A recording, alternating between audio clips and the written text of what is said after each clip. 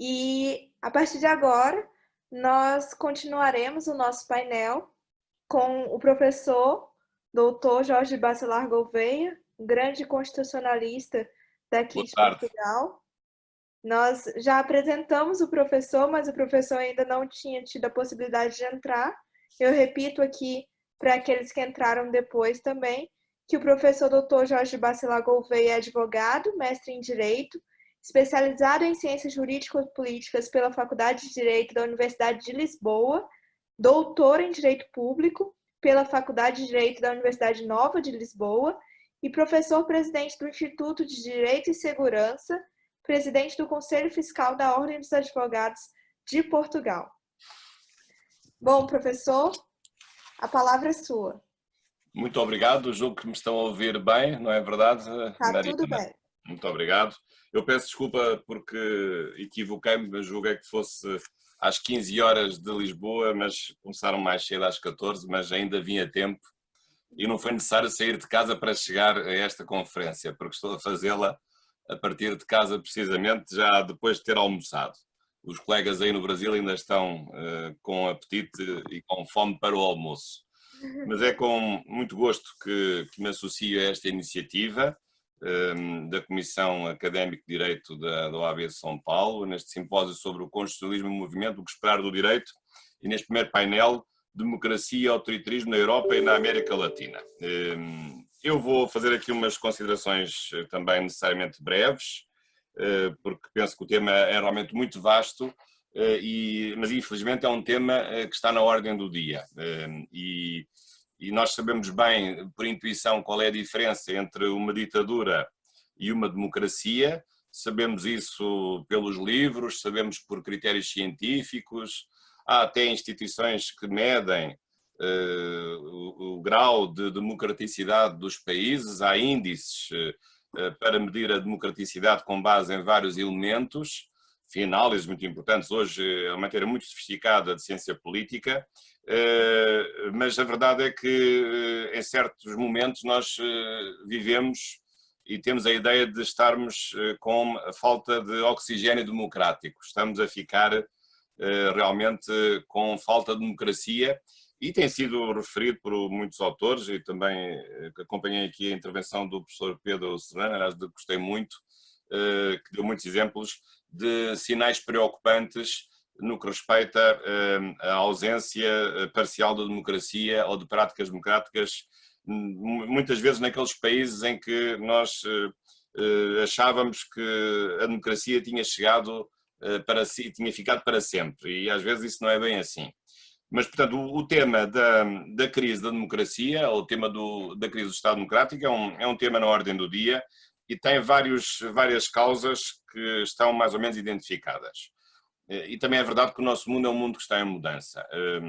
Penso que uma dessas causas tem a ver com os partidos políticos, porque a nossa democracia dita liberal, embora se desenvolvesse no século XX, é uma democracia que, sobretudo, se desenvolveu a partir da criação dos partidos políticos como associações de cidadãos que defendem projetos alternativos de sociedade, sobretudo a partir do momento em que os partidos políticos deixaram de ser partidos de quadros, mas passaram a ser partidos de massas, sobretudo com as ideologias de esquerda que realmente deram um novo elan, digamos, ao caráter doutrinário dos partidos políticos, portanto, a partir do século XX.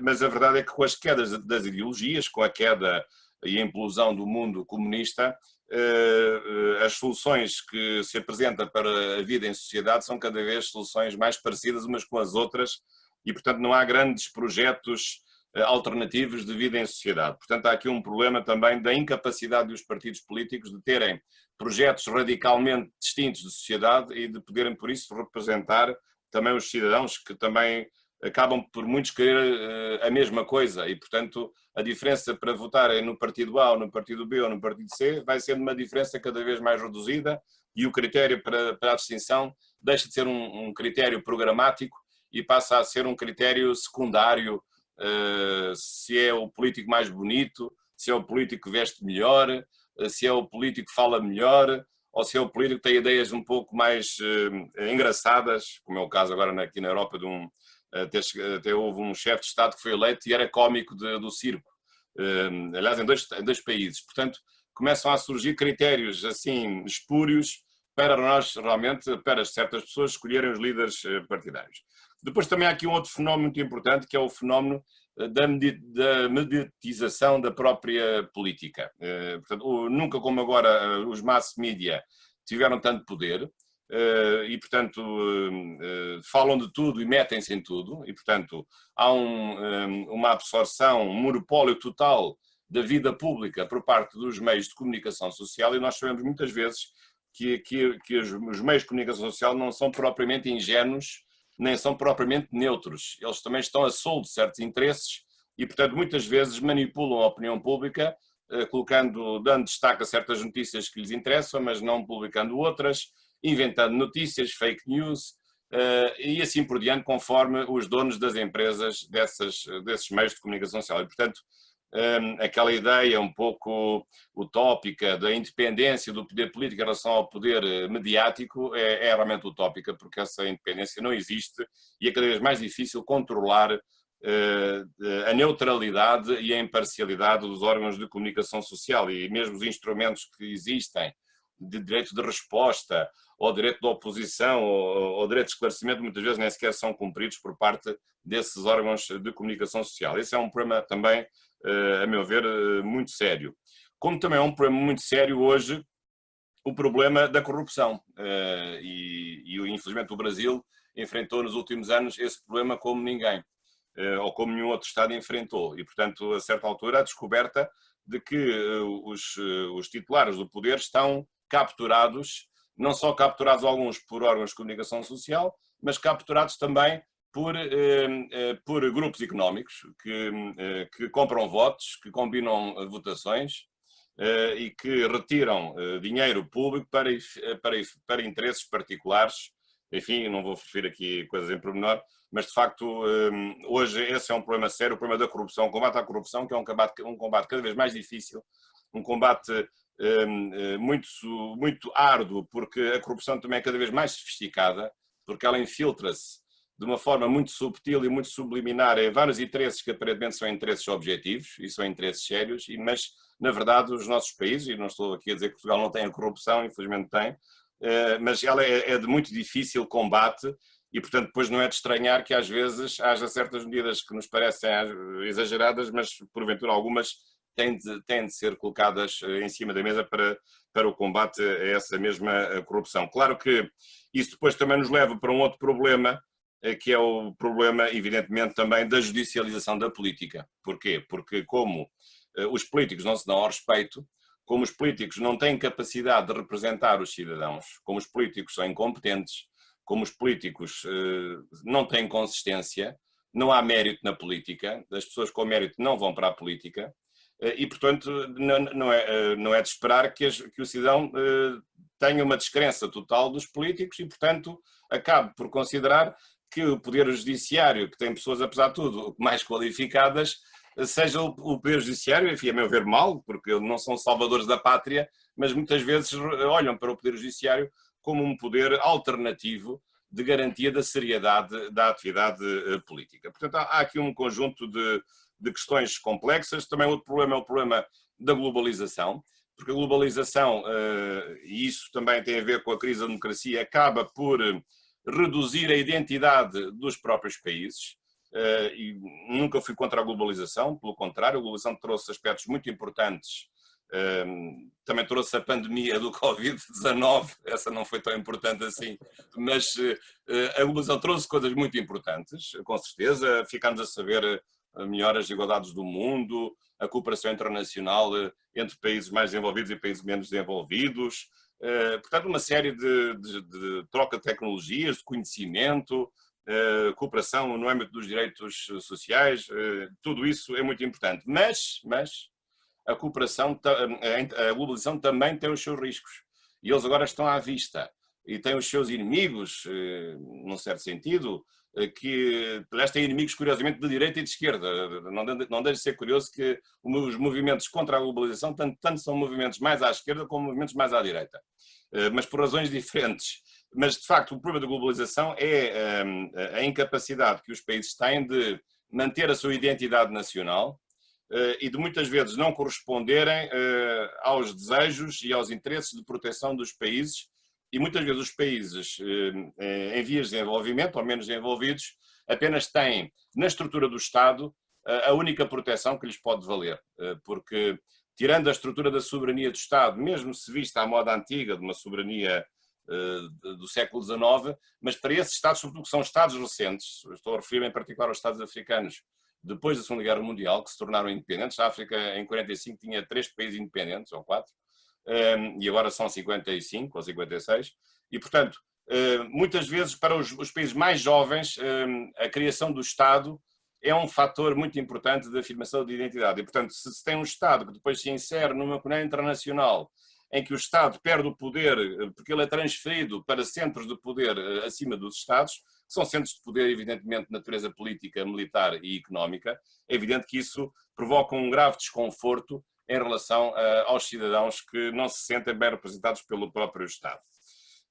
Portanto, esse também é outro aspecto que está em cima da mesa. Também há um aspecto que o professor Pedro também referiu e bem, eu aí talvez não concordo muito com ele, mas que é o problema do terrorismo e da securitização, digamos, da sociedade. Enfim, é verdade que nós estamos agora numa nova fase da vida internacional em que o terrorismo, a partir de 2001, com 11 de setembro, tornou, sobretudo aqui na Europa, as condições de vida particularmente mais complexas, porque foi necessário adotar um conjunto de medidas antiterroristas que de facto limitaram um pouco as liberdades das pessoas.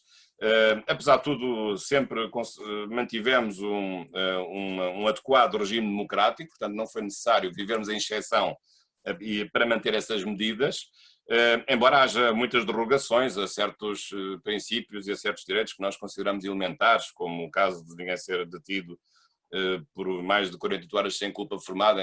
Quando há terrorismo, as pessoas podem ficar detidas sem ir ao juiz durante meses, em alguns países da Europa, pelo menos.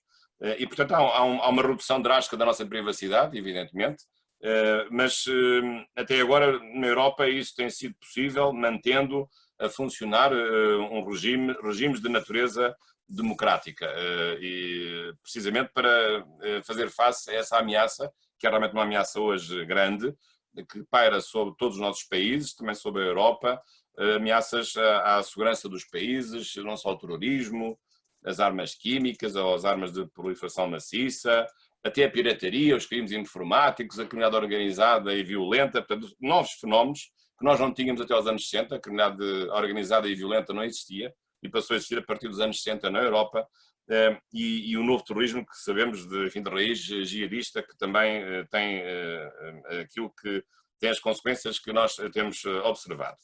Portanto, perante isto, o que é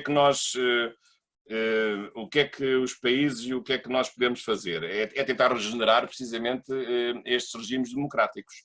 Não é deixar que eles se transformem em ditaduras, mas é procurar mecanismos de regeneração destes regimes democráticos que acusam o desgaste e a saturação de certos instrumentos que já não são instrumentos suficientes. E enfim, isso é um assunto que tem sido muito discutido.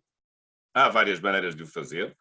Desde logo, por exemplo, não dar um monopólio aos partidos políticos para a representação parlamentar, permitir as candidaturas, por exemplo, de grupos independentes. É um processo que se vai multiplicando pela Europa e em Portugal isso já sucede ao nível dos órgãos autárquicos, por exemplo, não ser necessário criar um partido político e as candidaturas não ficarem reservadas aos partidos políticos. Por exemplo, a adoção mais frequente de plebiscitos e de referendos.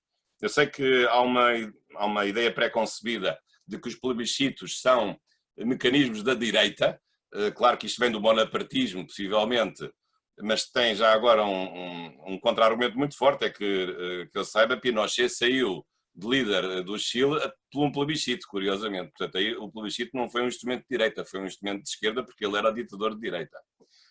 E, portanto, o plebiscito ou o referendo feito num ambiente democrático pode ser muito importante, porque é a maneira de permitir ao cidadão não ficar intermediado por uma representação política medíocre, sem consistência, e em que o próprio cidadão não possa aceitar e não se possa rever. Portanto, há também aqui a necessidade, provavelmente, de reinventarmos alguma coisa nesta democracia e sobretudo também a ideia de uma democracia vista em termos mundiais. Hoje tem-se falado muito na globalização do direito constitucional ou no constitucionalismo global, enfim, isso tem muitos nomes, há muitos livros sobre isso. Acho que é um tema interessante e de facto, o espírito constitucionalista, que é o espírito de entendermos que o poder político é um poder político limitado por certos princípios e certos valores, esse espírito também deve chegar hoje até às instâncias internacionais, porque lá também precisam de mais controle e até de separação dos poderes. Agora, falando, para terminar um pouco, não em termos assim mais de teoria do Estado ou teoria do direito constitucional, mas em matéria de realidade, sobretudo europeia. Nós, na Europa, de facto, temos sido confrontados com o crescimento de partidos autoritários, ou pelo menos populistas, digamos assim. Como sabe, os partidos de extrema esquerda comunistas, esses desapareceram, portanto, com a implosão da União Soviética, e agora têm aparecido nos últimos tempos alguns partidos de extrema direita que até têm grande sucesso, vão ter grande sucesso, e também em Portugal também têm aparecido. E tem-se prevalecido, sobretudo aqui no âmbito da União Europeia, de várias razões que têm aparecido em conjunto e que são realmente problemáticas. Temos a questão do Brexit, mas o Brexit não foi propriamente um movimento autoritário, portanto, senão significaria que eu estaria aqui a dizer que metade da população britânica seria autoritária, não é isso. O Brexit tem a ver com razões de má gestão da União Europeia em relação aos interesses do Reino Unido, e com alguma razão, eu percebo o que é que esteve por trás do Brexit, porque realmente a União Europeia chegou a um momento que não tem conseguido satisfazer as suas necessidades e os seus cidadãos. Há uma burocracia bruxelense que se apoderou das instituições europeias e, portanto, há um domínio de certos países nas políticas europeias, sobretudo o eixo franco-alemão, que continua a funcionar, melhor ou pior, mas continua a funcionar, e, portanto, os outros países sentem-se discriminados e, portanto, não é de espantar que até os novos países que entraram, sobretudo a Polónia, que é um grande país com 40 milhões de habitantes, tenha vindo a assumir algumas posições de maior defesa dos interesses nacionais no âmbito da própria União Europeia. Mas, portanto, evidentemente que este tipo de movimentos vai crescendo perante uma globalização que se intensifica e em que muitas vezes a Europa se torna mais apetecível para movimentos migratórios, alguns com toda a justiça, porque são pessoas que querem salvar a pele e querem sair de regimes onde vão morrer, ou regimes em que estão em guerra, portanto isso também é compreensível, mas também isso tem que ser visto do ponto de vista de um contexto de globalização em que a Europa fica desfavorecida com o dumping social dos países asiáticos, ou em que muitas vezes há uma deslocação dos centros de produção económica para outras partes do mundo que produzem os mesmos bens com a mesma qualidade a um preço muito inferior e, portanto, a Europa torna-se menos apetecível para a produção de bens e serviços e, portanto, também enfrenta as suas próprias dificuldades, para além da questão da demografia, que é outro problema também bastante sério, que realmente um continente bastante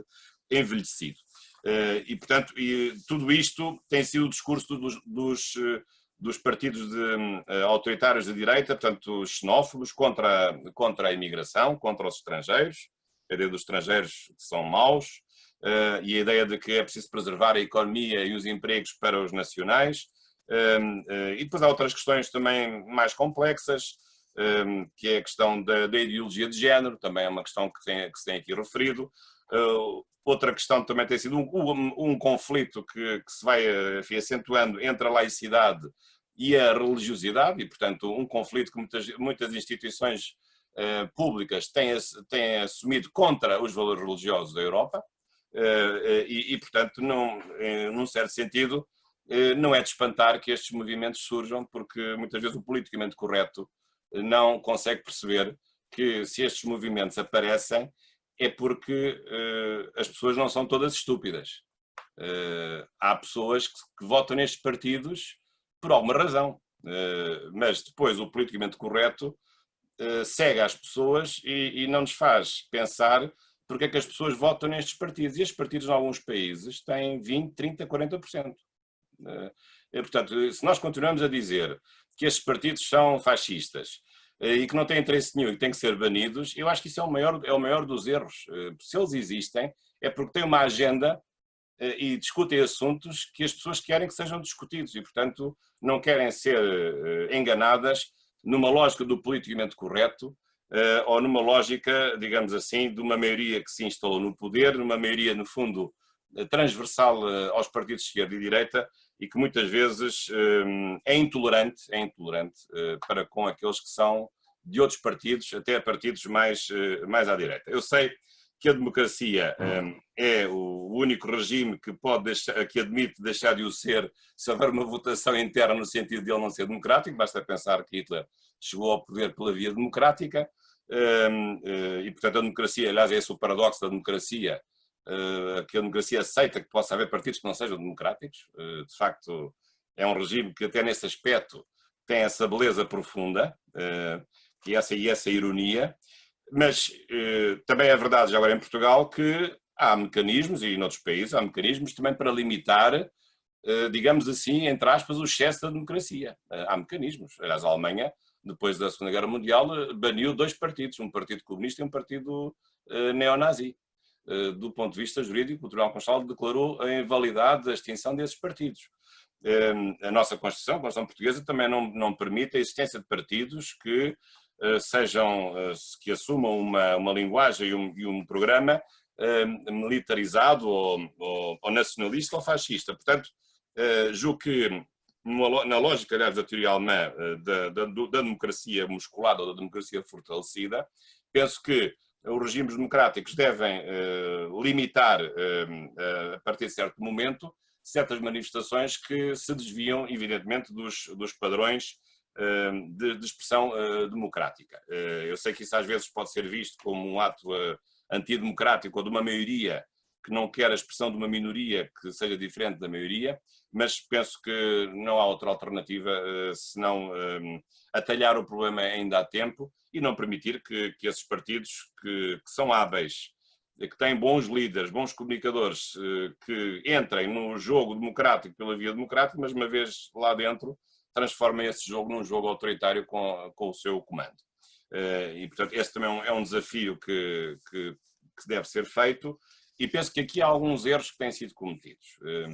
Erros jurídicos e também erros políticos. Os erros políticos são, normalmente, por parte dos grandes partidos, a desvalorização destes pequenos partidos, de acharem que eles nunca terão qualquer significado e que nunca vão crescer. A verdade é que eles têm vindo sempre a crescer. Nos últimos 10 anos, todos os partidos nacionalistas europeus, quase todos, têm vindo sempre a crescer de eleição para eleição. Portanto, acho que os outros políticos não estão a perceber o problema. E depois também, evidentemente, que estes partidos têm as suas contradições e muitas vezes as constituições não são reformadas no sentido de impor limites a certas medidas que são, na verdade, medidas populistas que agradam naquilo que é efêmero, mas que depois, quando vamos ver a natureza das medidas, elas não têm qualquer consistência e não podem realmente ter qualquer conteúdo que seja realmente possível de aceitar e possível de atender. Claro que isto implica aqui uma reorganização dos nossos Estados democráticos. Sei que o Brasil também tem discutido muito a reforma política. Enfim, sem agora querer aqui meter foi-se a seara alheia, o Brasil tem também as suas questões. Eu não vou agora fazer nenhum pronunciamento sobre as questões políticas brasileiras, já as conheço muito bem, mas há vários problemas, enfim, do Brasil, que também são de outros países, o problema da volatilidade partidária, das pessoas que mudam de partido como quem muda de camisa ou de camisola. Esse é um problema, o problema do sistema eleitoral. E, portanto, porventura faltam mecanismos de fiscalização dos interesses obscuros que estão por trás de certos órgãos de comunicação social.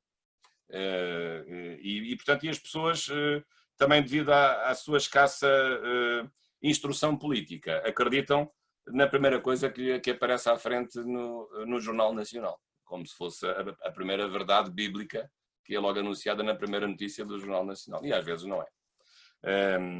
Portanto, penso que é preciso terem atenção a um conjunto de aspectos que estão a mudar. Penso que é preciso aqui um equilíbrio entre a identidade de um Estado com interesses internacionais que muitas vezes devem respeitar a sua autonomia cultural e a sua autonomia política. Isso é um fenómeno, sobretudo africano, em que muitos países africanos se sentem neocolonizados por valores europeus que não consideram ser os seus valores, e aí não é preciso ser um relativista cultural, mas isso tem que ser aceito até certo ponto, porque a cultura africana é diferente da cultura europeia ou é diferente da cultura americana. Esse é um aspecto. E depois há outros mecanismos que internamente devem ser ponderados. Em Portugal este é um assunto que tem sido discutido. Infelizmente as coisas não têm corrido bem, porque de eleição para eleição aumenta a abstenção. Tem aumentado. Nós neste momento temos metade do povo português não vota nas eleições. Quase metade. E, portanto, isto diz tudo sobre a situação que nós estamos a viver. Claro que o Brasil não tem este problema porque o voto é obrigatório. Eu até defendo o voto obrigatório. Acho que o voto devia ser obrigatório, embora com sanções suaves, como é o caso, aliás, no Brasil, porque é a única maneira das pessoas também se responsabilizarem. Mas também se diz que é antidemocrático obrigar as pessoas a votar se as pessoas não se sentem motivadas para votar e se acham que não há nenhum partido que as represente e que só podiam votar num partido chamado abstenção, que também de si é outra impossibilidade lógica, porque embora haja, porque não é possível concretizar, embora haja certas experiências em que se as pessoas não votaram ou votar num partido chamado abstenção, haverá uma concomitante redução dos lugares da representação parlamentar num certo país, embora eu acho que essa discussão é capaz de ser demasiado, enfim, mirabolante para poder ser verdadeira.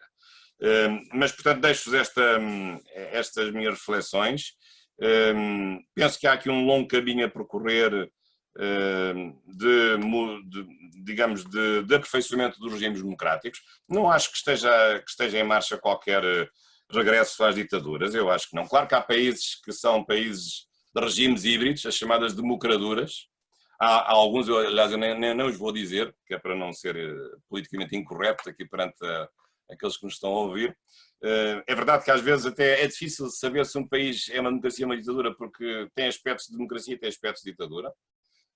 Mas ainda bem, porque se não fosse o regime livre da comunicação social, então eles seriam sempre logo ditaduras. Assim, de facto, consegue-se perceber e eles conseguem limitar a intenção de se tornarem regimes ditatoriais. Mas, portanto, penso que neste momento não há nenhum perigo de regresso a regimes autoritários, como tivemos na Europa entre as duas guerras. Eu penso que isso está fora de questão. A questão do terrorismo, se pode abrir caminho a isso, tenho as maiores dúvidas que isso possa suceder, porque de tal maneira hoje as relações internacionais estão entrelaçadas que com base na cooperação entre os países, isso na Europa seria impossível. Agora, que vão aparecendo opiniões mais fraturantes, opiniões minoritárias, que vão ganhando mais adeptos, sim, e sobretudo aqui na Europa, o problema é o problema do futuro da União Europeia. Eu sempre fui europeísta, não sou federalista, acho isso um erro monumental. E é por causa das ideias federalizantes que nós estamos como estamos.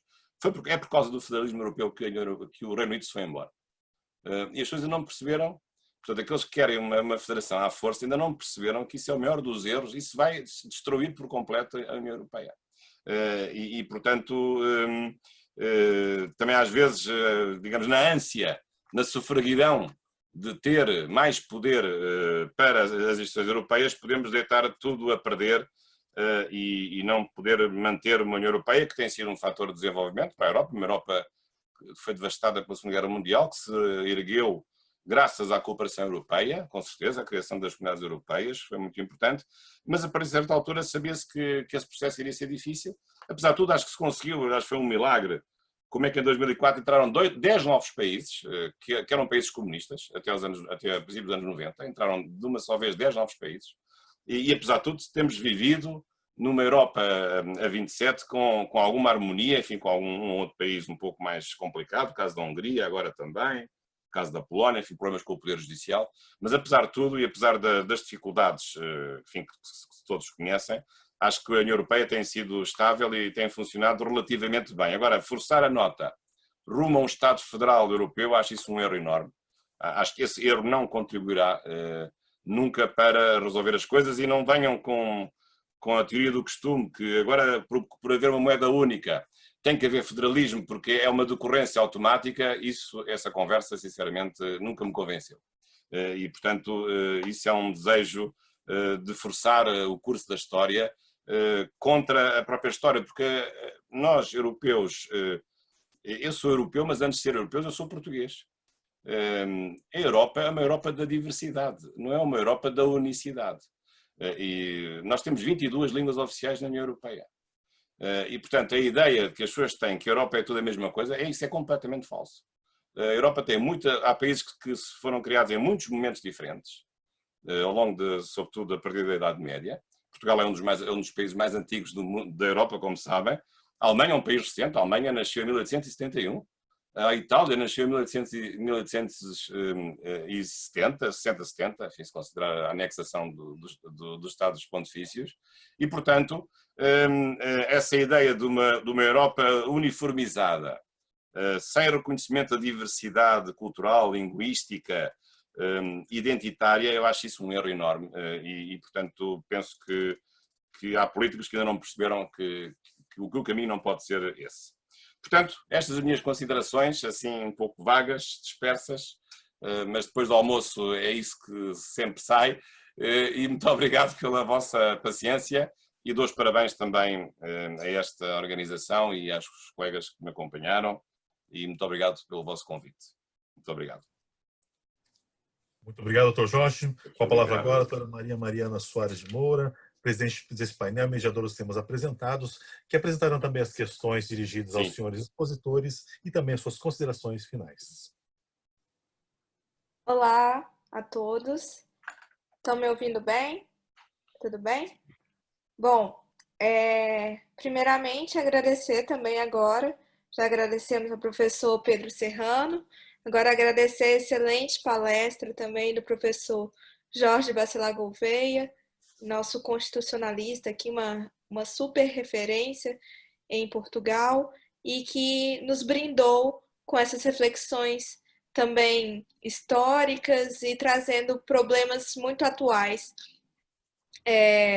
do autoritarismo e da democracia necessários para esse debate. Bom, professor Jorge, professor Pedro, nós temos aqui mais ou menos